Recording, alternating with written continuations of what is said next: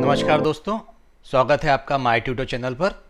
आज हम लोग एक्सेल के दो महत्वपूर्ण फंक्शन समझेंगे, फिल्टर एंड कंडीशनल फॉर्मेटिंग। दोनों ही फंक्शन जो हैं वो आपको डाटा एनालिसिस करने में बहुत काम आते हैं, डेली वर्किंग में, वर्किंग में, ऑफिस यूज़ में, डिफरेंट रिपोर्ट्स बनाने में। तो इन्हें अच्छी तरह समझ लीजिए। ये एक हम डाटा लेते हैं जिसमें कि पहले से ही कुछ रोज़ फिल हैं जिसमें नाम, लोकेशन, कोड, सैम और ड्यू फीस लिखा हुआ है। इस डाटा पे हम लोग समझेंगे कि फ़िल्टर और कंडीशनल फॉर्मेटिंग का हम लोग कैसे यूज़ कर सकते हैं। फ़िल्टर के लिए हम लोग सबसे पहले ऊपर वाली रो सेलेक्ट करेंगे, उसके बाद डाटा में जाएंगे, डाटा में जाने के बाद फ़िल्टर में जाएंगे। तो देखिए यहाँ पर ऊपर एक ड्रॉप डाउन लिस्ट का निशान आ गया है सभी कॉलम्स में। इसे कहते हैं फ़िल्टर। अब फ़िल्टर में बहुत सारे ऑप्शंस होते हैं। नॉर्मली जो हम लोग यूज़ करते हैं कि आपको कुछ भी निकालना है, उसका आपने यहाँ पे डिटेल देखा और उसको क्लिक किया, ओके दबाया, तो सिर्फ वही आपको रोज़ दिखने लगती हैं।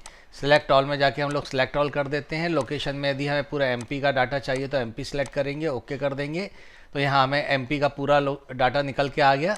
तो फिल्टर में हम लोग डाटा सिलेक्ट कर लेते हैं। बट फिल्टर में और भी सारे ऑप्शन होते हैं, जैसे कि हम लोग यहाँ पे देखते हैं कि ड्यू फीस में सबसे ऊपर लिखा आ रहा है शॉर्ट स्मॉलेस्ट टू लार्जेस्ट, मतलब जो सबसे कम है वो सबसे ऊपर आएगा और जो सबसे ज़्यादा है वो सबसे नीचे जाएगा।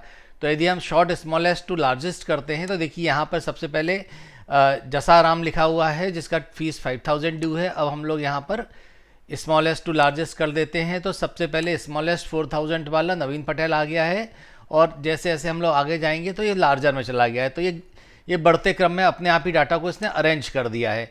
इसी तरह शॉर्ट लार्जेस्ट टू स्मॉलर में जाएंगे तो सबसे पहले 6000 ड्यूज वाले आ गए हैं, फिर 5000, फिर 4000 ड्यूज वाले आ गए हैं।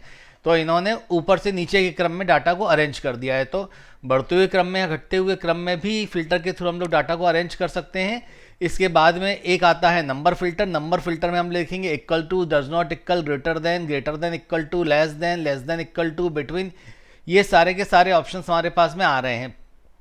जैसे कि हम लोग ग्रेटर देन का यदि हम लोग देखते हैं नंबर फिल्टर में, तो इस ग्रेटर देन में हम लोग लगा देते हैं कि 5000 से ऊपर वाला। ओके दबाएंगे तो यहाँ पे देखिए सिर्फ 6000 की एंट्री आ गई है। और यहाँ पर यदि हम लोग नंबर फिल्टर में फिर से जाते हैं, लेस देन वाला सेलेक्ट करते हैं, लेस देन में हम लोग कर देते हैं 5000, तो हमारे पास में 4000 वाली एंट्रीज आ गई हैं। 5000 उसके बाद की एंट्रीज खत्म हो गई हैं। तो नंबर फिल्टर से हम लोग जो नंबर्स वाले कॉलम है उसमें अलग अलग टाइप के कॉलम लगा सकते हैं। बिटवीन में हम लोग जाएंगे तो देखिए हम लोग कर सकते हैं कि 4100 से ऊपर और 5500 से नीचे। तो ये देखिए 5500 के नीचे और 4100 के बीच की एंट्री आ गई हैं। तो बिटवीन वाली एंट्री भी आ जाएंगी। क्लियर कर देते हैं हम लोग फिल्टर को, पूरा डाटा आ जाएगा। अब हम लोग देखते हैं कि कंडीशनल फॉर्मेटिंग का यूज़ हम लोग कैसे करते हैं। कंडीशनल फॉर्मेटिंग जो है वो आपको होम में जाएंगे, हम लोग होम में जाएंगे तो ये कंडीशनल फॉर्मेटिंग सबसे ऊपर हमें मिल जाता है। ये बहुत ही इंपॉर्टेंट फंक्शन है, बहुत ज़्यादा जगह काम आता है और करने में भी आपको बहुत मज़ा आएगा। इसको आप देखिए कि कंडीशनल फॉर्मेटिंग हम लोग कैसे करते हैं। कंडीशनल फॉर्मेटिंग में सबसे पहले हम लोग देखते हैं highlight cell rules, greater than, less than, between, equal to, text that contains a data query और डुप्लीकेट वैल्यूज़। तो यहाँ पर हम लोग सबसे पहले फ़िल्टर हटा देते हैं। अपना फ़िल्टर हटाने के बाद में हम लोग ये वाला कॉलम लेते हैं एमपीसीजी का। एमपीसीजी का कॉलम लेने के बाद में कंडीशनल फॉर्मेटिंग में जाते हैं और कंडीशनल फॉर्मेटिंग में हम लोग सबसे पहले डुप्लीकेट वैल्यूज़ को देखते हैं कि डुप्लीकेट वैल्यूज़ का कैसे फाइंड आउट होगा। तो जिससे हम लोग डुप्लीकेट वैल्यूज़ दबाएंगे तो देखिए इसने दे दिया है कि डुप्लीकेट जो वैल्यू होगी वो light red fill with dark red text. तो कॉम्बिनेशन भी ये देता है अलग अलग तरह से कि हम लोग कैसे कर सकते हैं, क्या कर सकते हैं। Yellow with dark yellow text, green with dark green text, light red fill, ये सारे ऑप्शन है। इसमें से कुछ भी हम लोग सेलेक्ट कर सकते हैं। ओके हम लोग दबाएंगे तो देखिए जो भी डुप्लीकेट वैल्यूज़ हैं वो सारी की सारी इसने हाईलाइट कर दी हैं। सभी डुप्लीकेट वैल्यूज़ हैं। अब एक वैल्यू को हम लोग चेंज कर देते हैं, इसको हम लोग कर देते हैं महाराष्ट्र। एंटर दबाएंगे तो देखिए ये यूनिक वैल्यू है तो इसको इसने कुछ नहीं किया है।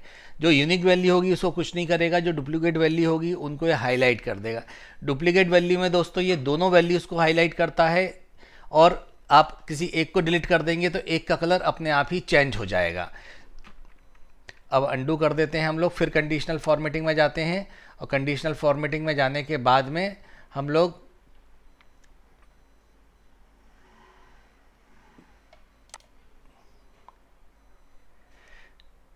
कंडीशनल फॉर्मेटिंग में जाने के बाद हम लोग ड्यू फीस को कॉलम को सिलेक्ट करेंगे। ड्यू फीस को सिलेक्ट करने के बाद में greater than, less than, between में हम लोग एक बार चेक कर लेते हैं कि 4500 और 5500 के बीच का ये डाटा बता रहा है कलर के लिए। तो ये देखिए हमने दिया तो ये अपने आप ही कलर इसका आ गया है। अब यहाँ पर जैसे ही ये कलर हो गया तो हमें ये कलर्ड कोडिंग मिल जाती है अलग अलग डाटा को एनालिसिस करने में। और दोस्तों यहाँ पर हम लोग फ़िल्टर का भी यूज़ कर सकते हैं।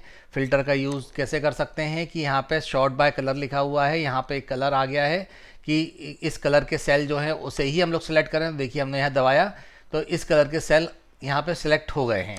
तो फ़िल्टर जो है वो हमारा कलर के हिसाब से भी सेलेक्ट कर सकता है डाटा को, ये हमें ध्यान में रखना है।